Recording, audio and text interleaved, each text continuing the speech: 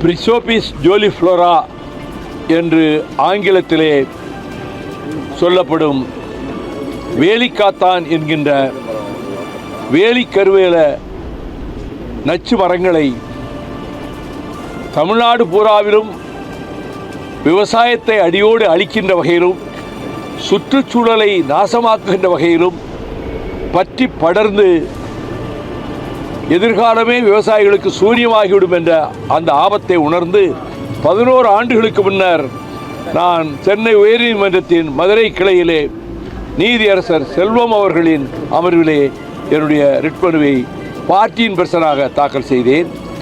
Justice செல்வம் அவர்கள் மிகுந்த அக்கறை எடுத்து இது தமிழ்நாட்டிலிருந்து முற்றிலுமாக அகற்றப்பட வேண்டியது என்று அவர் ஆணை பிறப்பிக்கிற போதே தமிழ்நாட்டில் உள்ள எல்லா மாவட்ட ஆட்சித்தலைவர்களும் நேரடியாக இதில் ஈடுபட வேண்டும், வருவாய்த்துறை அதிகாரிகளை ஈடுபடுத்தி அதே போல எல்லா ஜுடிஷியல் ஆஃபீஸர்ஸ் நீதியரசர்கள் நீதித்துறையில் உள்ளவர்கள் போய் மேற்பார்வை செய்ய வேண்டும், கண்காணிக்க வேண்டும் என்று சொன்னதோடு நீங்களே நேரடியாக உங்கள் கட்சியினுடைய தோழர்களை அழைத்து கொண்டு பொதுமக்களை அழைத்து கொண்டு இதில் நேரடியாக நீங்கள் ஈடுபட்டால் மற்றவர்களுக்கு அது ஊக்கமளிக்கும் என்றார்.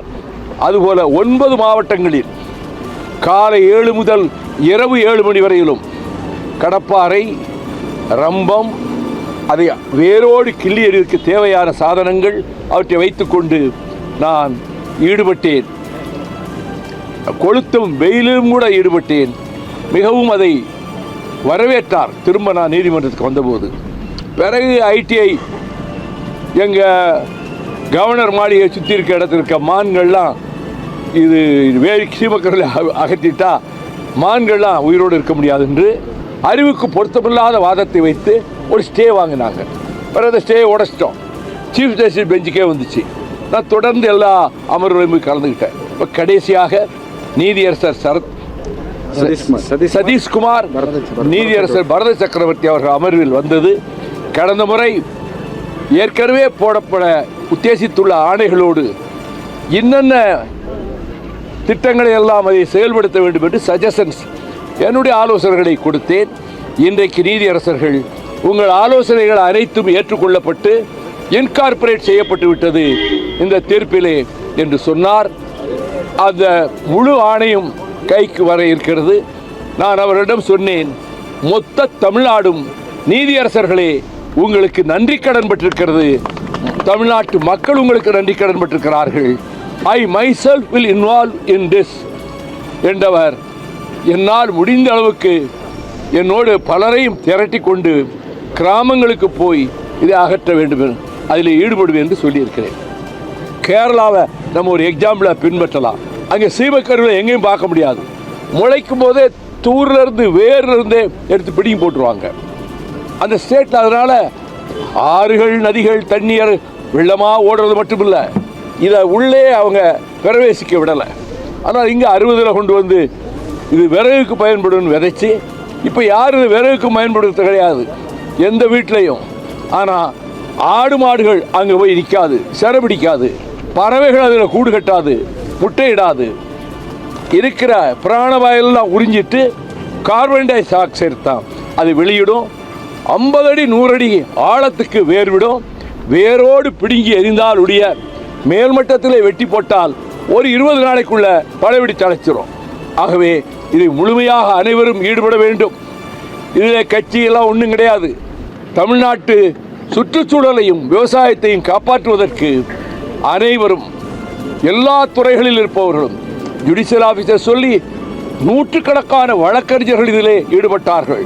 இதை அகற்றுகிற பணியில் எல்லா மாவட்டங்களிலும் அதுபோல மீண்டும் ஒரு போர்க்கால நடவடிக்கையாக இதிலே தங்களை ஈடுபடுத்திக் கொள்ள அனைத்து தரப்பினரும், குறிப்பாக விவசாய பெருமக்களும் விவசாய தொழிலாளர்களும் தொழிலாளர் வர்க்கமும் தமிழ்நாடு பூராவிலும் இந்த வேலிக்கருவிலை அகற்றுவதற்கான அந்த தேவையான பணியில் தங்களை ஈடுபடுத்திக் கொள்ள வேண்டும் என்று தொலைக்காட்சி ஊடக நண்பர்கள், செய்தியாளர்கள், என்னுடைய அருமை நண்பர்கள் மூலமாக தமிழ்நாட்டு மக்களுக்கு இதில் அரசியல் கிடையாது, ஜாதி மதம் கட்சி எதுவும் கிடையாது. இந்த செந்தமிழ்நாட்டின் எதிர்காலத்தை பாதுகாப்பதற்கும் விவசாயத்தை காப்பாற்றுவதற்கும் சுற்றுச்சூழலை பாதுகாப்பதற்கும் இந்த நீதியரசர்கள் கொடுத்திருக்கக்கூடிய அந்த யோசனைகளை ஏற்றுக்கொண்டு இதிலே தங்களை முழுமையாக ஈடுபடுத்திக் கொள்ள வேண்டும் என்பதையும் என்னுடைய வேண்டுகோளாக வைக்கிறேன். எனக்கு இது மகிழ்ச்சிக்குரிய நாள். 11 ஆண்டுகளுக்கு முன்பு இதற்காக நான் நீதிமன்றத்துக்கு வந்தேன். இன்றும் அவர்கள் தீர்ப்பளிக்கிற போதும் நான் வர வேண்டும் என்று தான் வந்தேன். அவர்கள் நல்ல மலர்ந்த முகத்தோடு இந்த தீர்ப்பை சொல்வதிலே அவர்கள் அவ்வளவு மகிழ்ச்சி அடைகிறார்கள் என்பதை கண்கூடாக பார்க்க முடிந்தது. இதை ஒரு தொடக்கத்திலே சொல்வது வார் ஃபுட்டிங் இதை செய்ய வேண்டும். தேர்தல் நேரத்திலே ஒருவேளை அதிக நாட்கள் அதற்கு நான் போக முடியாது.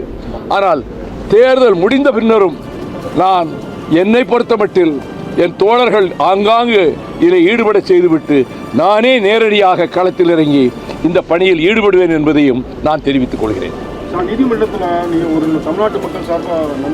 ஆமாம், அது ரொம்ப மகிழ்ச்சி அடைஞ்சாங்க. 39 டைரக்ஷன்ஸ் கொடுத்துருக்காங்க இந்த தீர்ப்பில். 39 ஆணைகள், வழிகாட்டுதல்கள் கொடுத்துருக்குறாங்க. அதுக்கு கமிட்டி போட்டிருக்காங்க. அதாவது பியூட்டி.